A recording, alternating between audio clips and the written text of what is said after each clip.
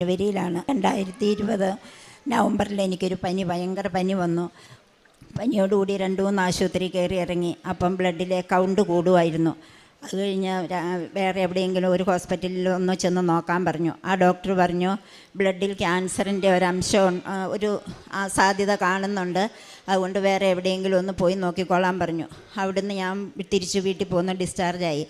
അത് കഴിഞ്ഞപ്പം താഴെ ആശുപത്രിയിൽ പോകാൻ വേണ്ടിയിട്ട് രാവിലെ എഴുന്നേറ്റ് 5 മണിയായപ്പം ഞാൻ തലയടിച്ച് വീണു ബാത്റൂമിൽ. അത് എനിക്ക് എൻ്റെ ബോധം പോയി, പിന്നെ ഒരു വിവരവും ഇല്ല.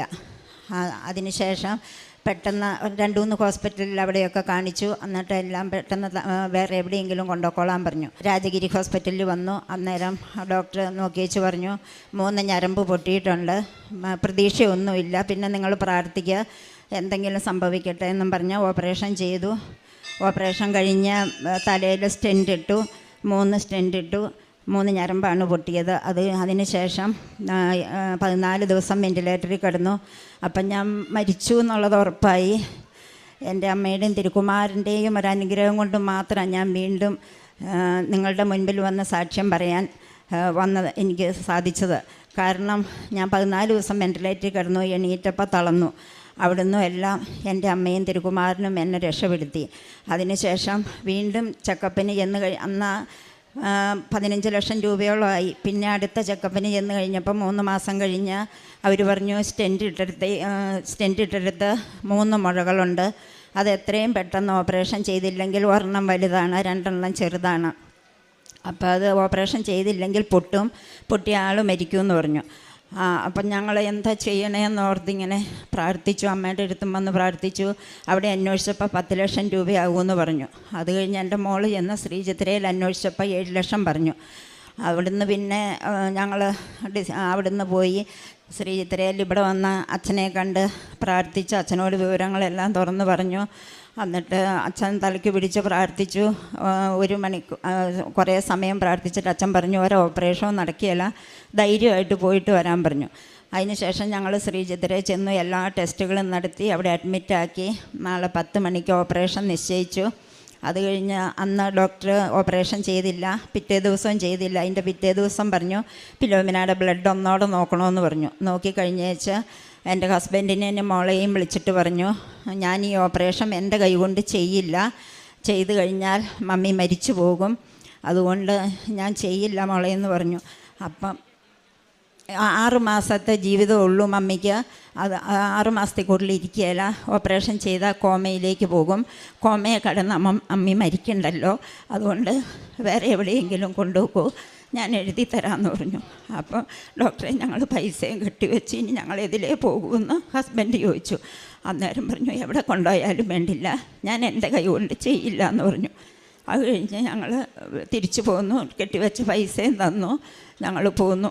അത് കഴിഞ്ഞ് ഇവിടെ വന്ന് ഞാൻ വിശുദ്ധ തൈലവും എല്ലാം തലയിലും തേക്കും, ഉള്ളിലും കഴിക്കും, ഉപ്പ് ഇട്ട് വെള്ളവും കുടിക്കും, അങ്ങനെ ഇരുന്നു. പിന്നെ അപ്പോൾ ഈ ബ്ലഡിലൊരു ക്യാൻസറിൻ്റെ ഇത് കണ്ടെന്ന് പറഞ്ഞു. അത് കാരണം ഞങ്ങൾ പിന്നെ വേറെ ഒരു ഡോക്ടറെ പോയി കണ്ട് അത് സ്കാൻ ചെയ്തപ്പം ഒരു കുഴപ്പമില്ല, ധൈര്യമായിട്ടിരുന്നു, ക്യാൻസറിൻ്റെ ഒന്നുമില്ല. അതിന് ഇന്ന് വരെ ഒരു മരുന്നും കഴിച്ചിട്ടുമില്ല.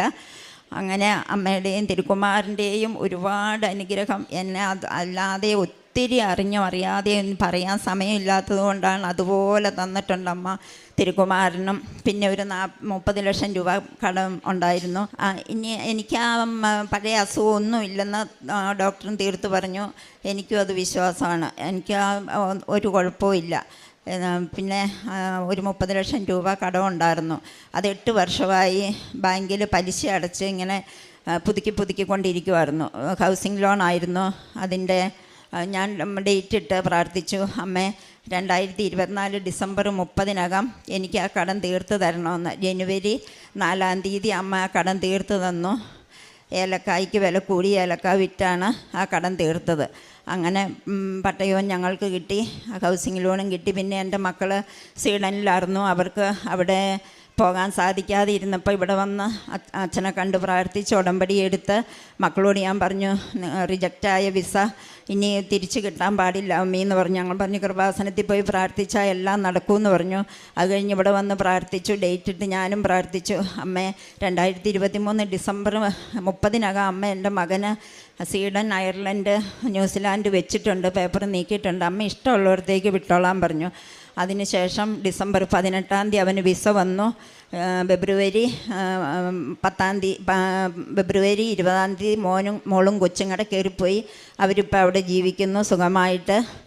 ഇതെല്ലാം നമുക്ക് അസാധ്യമായെന്ന് തോന്നുന്നത് അമ്മയ്ക്ക് സാധ്യമാണെന്ന് തെളിയിച്ചുകൊണ്ട് അമ്മയ്ക്കും തിരുക്കുമാരനും കോടാനുകൂടി നന്ദി പറഞ്ഞുകൊണ്ട് യേശുവേ സ്തുതി, യേശുവേ നന്ദി. കാരുണ്യപ്രവർത്തികൾ ഞങ്ങൾ പൊതിയോറൊക്കെ കൊടുക്കും, ഡ്രസ്സ് മേടിച്ച് കൊടുക്കും, എന്നാൽ കഴിയുന്ന വിധം പൈസ പാവങ്ങളെ കാണുമ്പോൾ കൊടുക്കും. പിന്നെ രോഗി സന്ദർശനം നടത്താറുണ്ട്.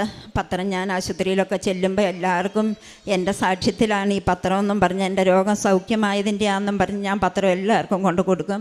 ചിലർ മേടിക്കും, ചിലർ മേടിക്കുകയില്ല. അങ്ങനെയെല്ലാം ഞാൻ പത്രം വിതരണം ചെയ്യും. ഇനിയും എൻ്റെ അമ്മയുടെയും തിരുക്കുമാരൻ്റെയും അനുഗ്രഹം മാത്രം മതി എനിക്ക്.